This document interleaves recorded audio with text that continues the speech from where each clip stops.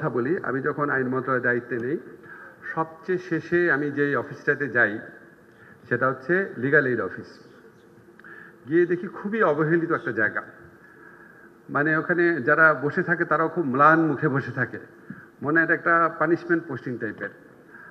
আর in fact বোঝাই যায় না যে এটা একটা সরকারি office compare to any other government office. It's unbelievable.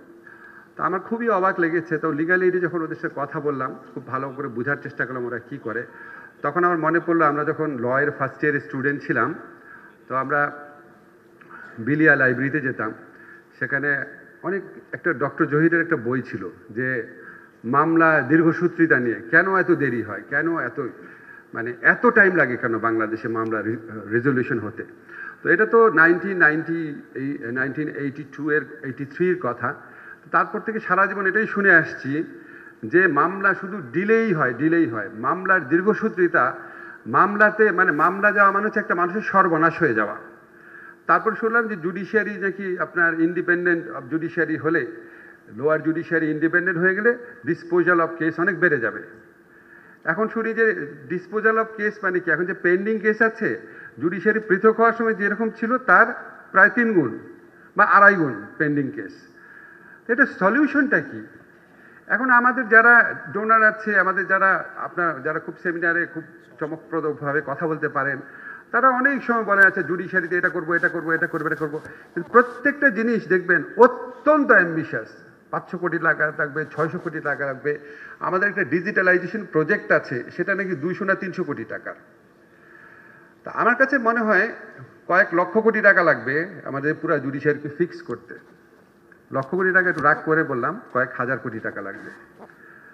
অথচ আমি যখন চিন্তা করলাম যে আমরা যদি লিগ্যাল এইডটাকে ইফেক্টিভ করতে পারি, কত অল্প খরচে, কত অল্প কষ্টে আমরা কত মানুষকে রিলিফ দিতে পারি। আমি কিন্তু এটা আউট অফ দ্য ব্লু চিন্তা করি নাই। আমি লিগ্যাল এইড অফিসে গিয়ে 2টা তথ্য আমাকে খুবই ইমপ্রেস করলো।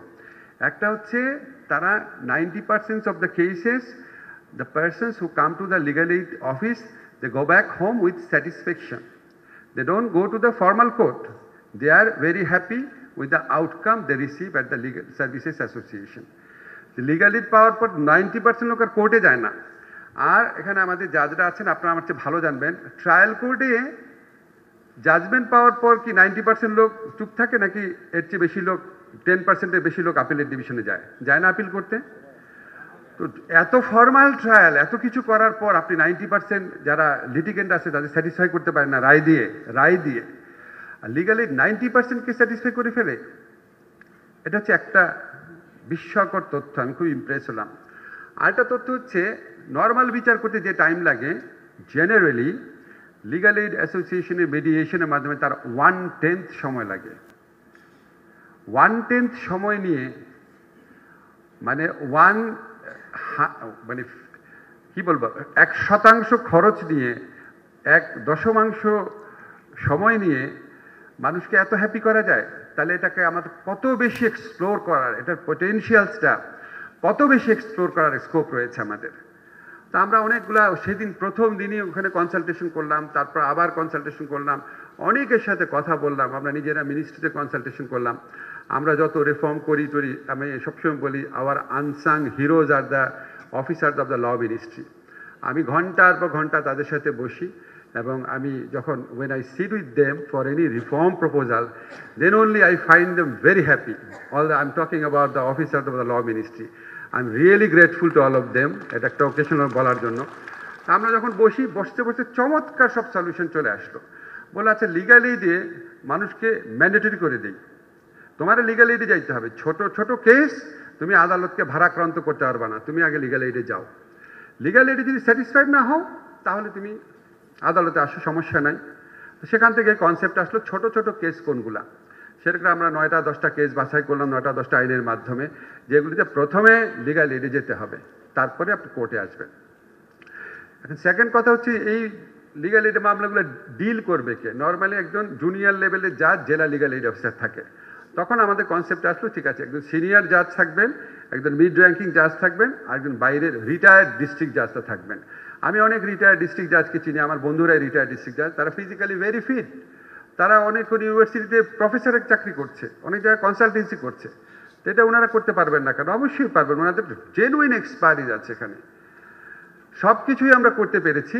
এখন যখন আমাদের সম্পদ ব্যবস্থাপনার প্রসঙ্গ আসে, এখন দেখা গেলো লিগ্যাল এইড যেখানে দিবে সেখানে লিগ্যাল এইড দেওয়ার স্পেসটাই নাই। যে জন্য আমরা যখন প্রথম 20টা জেলা বাছাই করলাম, অনেকগুলো বড় বড় জেলা, আমাদের পূর্তমন্ত্রী আছেন, আমাদের আইন বিভাগের বড় ভাই, আপনার কাছে দুঃখ করে বলি, অনেকগুলো বড় বড় জেলাতে আমরা চিন্তা করেছিলাম যেখানে লিগ্যাল এইড দিব, কিন্তু অফিসটা এত ছোট, ওখানে লিগ্যাল এইড দেওয়ার কোনো স্কোপ নাই, যে জন্য বাদ দিতে হয়েছে। এখন আমরা যখন এই ধরনের প্রোগ্রাম করি, আমরা এই স্টেফান আছে, তারপর মিলার আছে, ওনাদেরকে ইনভাইট করি উইথ এ হিডেন ইন্টেনশন যে কিছু প্রজেক্টে যদি কিছু টাকা পাওয়া যায়। এগেইন এখানে আমার একটা রিয়েলাইজেশন আছে। আমি ল মিনিস্ট্রিতে গিয়ে দেখলাম এখানে আমাদের আইজিআর অফিসের 2000 কোটি টাকা আছে। আমার প্রবাসী কল্যাণ মন্ত্রণালয়ে প্রবাসী যে কল্যাণ বোর্ড আছে তাদের 1600 কোটি টাকা আছে।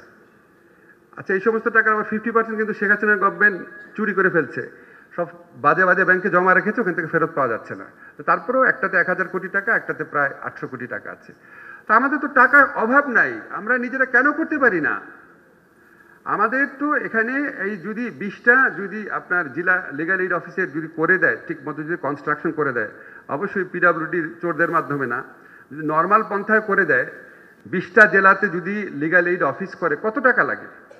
কত টাকা লাগে? আমার ল মিনিস্ট্রিতেই 1600 কোটি টাকা আছে।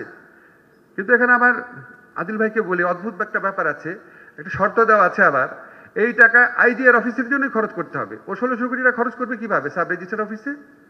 অদ্ভুত অদ্ভুত সব নিয়ম। মানে আমরা লিগাল রিফর্মস করে, আমরা ইনস্টিটিউশনাল রিফর্মস করে আমরা আমাদের টাকা দিয়ে কত কিছু করতে পারি, যেগুলি করার চেষ্টা করছি। করার ক্ষেত্রে তারপর আমাদের যারা অ্যাডভাইজার আছেন ওনারা সবাই খুব সাপোর্ট দেন। এখানে আদিল ভাই আছে, আপনাদেরকে একটা সুযোগ নিয়ে বলি ওনাকে, আপনি যদি পারেন আপনি একটু আমাদের কোথাও, অনেক মিনিস্ট্রি কাজে অনেক জায়গায় বাইরে যান, আমাদের চৌকি আদালতগুলোর অবস্থা দেখে এসেন। আনবিলিভেবল, এমন চৌকি আদালত আছে। চৌকি আদালত কি, আমি টাঙ্গাইলে যখন গেছি ওখানে আমাকে ডিস্ট্রিক্ট জাজ বলল, ওই ডিস্ট্রিক্ট জাজ কোর্টের মধ্যে পানি পড়ে পুরো ফাইলটাইল নষ্ট হয়ে যায়।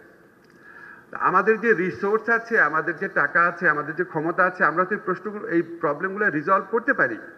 এখন আমি আইনগত সংস্কার করলাম, আমরা সবাই মোটিভেটেড হলাম, আপনারা যারা জাজরা আছেন প্রচণ্ড কাজ করলেন, কিন্তু আমার তো মিনিমাম একটা বিল্ডিং তো লাগবে, আমার তো মিনিমাম একটা স্পেস লাগবে। যাই হোক, আমরা সেগুলিও সলিউশন করার চেষ্টা করছি। যদি বিল্ডিংও না পাই, 6 মাস সময় আছে, আমরা যে ন্যায়কুঞ্জ আছে না, সেখানে হলেও লিগ্যাল এইড করবো। আমরা বসে থাকবো না, আমরা কোনো প্রজেক্টের জন্য বসে থাকবো না। আমরা যদি এই সরকারে আমার যারা কলিগ আছে বা আমাদের যারা ইন্টারন্যাশনাল ডোনার পার্টনার আছে, আমরা 1 টাকাও যদি না পাই, আমি 6 মাস আছি, এই 6 মাসের মধ্যে প্রত্যেকটা জেলায় লিগ্যাল এইড অফিস আমরা করে যাব, এইটার ইমপ্লিমেন্টেশন করে যাব। আমরা স্ট্র্যাটেজি হিসেবে নিয়েছি, কোথাও যদি না পাই আমরা গাছের নিচে হলেও করব, আমরা থামবো না। আপনাদের কাছে আমার একটা অনুরোধ, at the end of the day আমরা অনেক ধরনের পেশায় থাকি, কিন্তু আমাদের সবচেয়ে বড় পরিচয় হচ্ছে আমরা মানুষ। আল্লাহ আমাদেরকে বড় বড় জায়গায় বসিয়েছে মানুষের উপকার করার জন্য। দেখেন, একটা এভিনিউ তৈরি হয়েছে, এখানে যারা ডিস্ট্রিক্ট জাজরা আছেন, সিজিএমরা আছেন, যারা রিটায়ার্ড জাজরা আছেন, আপনারা সবাই আমার চেয়ে অনেক ভালো আইন জানেন। আপনারা সবাই জানেন লিগ্যাল এইড দিয়ে কত মানুষকে কতভাবে হেল্প করা যায়। আমাদের এই আইন, আমাদের এই প্রচেষ্টা, আমাদের এই প্রতিশ্রুতির কোনো মূল্য নাই যদি এটা সত্যিকার অর্থে ডেলিভার না করা যায়। আমি আপনাদের কাছে অনুরোধ করব, প্লিজ, এই দুনিয়া এবং পরের দুনিয়ায় যেই শান্তি পাবেন মানুষের উপকার করে, সেটা আমার নিশ্চয় বুঝিয়ে দিতে হবে না। আপনারা লিগ্যাল এইডের মাধ্যমে কত ধরনের নতুন কেস এখন ডিল করতে পারবেন, কত মানুষের প্রবলেম সলভ করতে পারবেন। একটা দুঃখী সমস্যাক্রান্ত মানুষের মুখের হাসি, একটা কৃতজ্ঞ চোখ, এর চেয়ে সুন্দর তো পৃথিবীতে কিছু হতে পারে না। আপনাদের কাছে আমি আপিল করছি,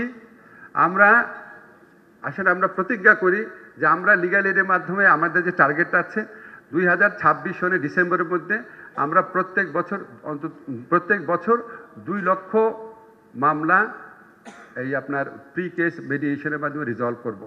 আমরা আমাদের যে টেলিফোনে পরামর্শ সার্ভিস আছে সেটার মাধ্যমে আরও অনেক কিছু চিন্তা করছি। আমার কাছে মনে হয় যে এটা একটা অপার সম্ভাবনার জায়গা, এত কম খরচে কম চেষ্টায় এত মানুষকে উপকার দেওয়া যাবে। আপনারা যদি সবাই মিলে না কাজ করেন, এটা মানে আমি যতই রিজলভ দেখাই, যতই প্রতিজ্ঞার কথা বলি, কিছু করতে পারবো না। তো আপনাদের কাছে আমার অনুরোধ, আজকে প্রোগ্রামটা আয়োজন করা হচ্ছে মূলত যে কারণে, যে আপনারা প্লিজ সবাই এই মহৎ কাজটায় অংশীদার হবেন। আমরা যখন থাকবো না তখন এই কাজটা চালিয়ে যাবেন। ধন্যবাদ সবাই।